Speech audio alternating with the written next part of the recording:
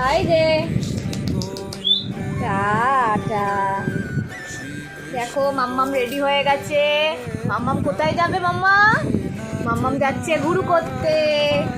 মানে মাম্মামের পাপাও রেডি, আমিও রেডি, এখানে সব রেডি। আমরা যাচ্ছিল মায়াপুরে। চলো বন্ধুরা, তোমরা তো শুনেই নিলে যে আমরা যাচ্ছি হলো মায়াপুরে। তার জন্য আমরা স্টেশনে চলেছিলাম। আমাদের ট্রেন ছিল হলো হাওড়া থেকে একদম সকালবেলায় 7:55 নাগাদ ট্রেন ছাড়বে। আমাদের আজকের ট্রেন হলো বালুরঘাট এক্সপ্রেস, যেটা স্লিপার ক্লাসে আমাদের হচ্ছে রিজার্ভেশন টিকিট ছিল।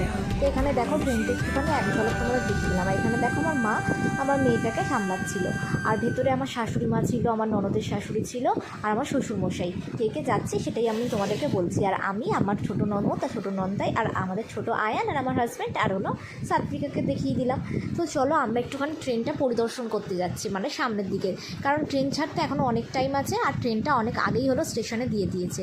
টাটা, দেখা হবে।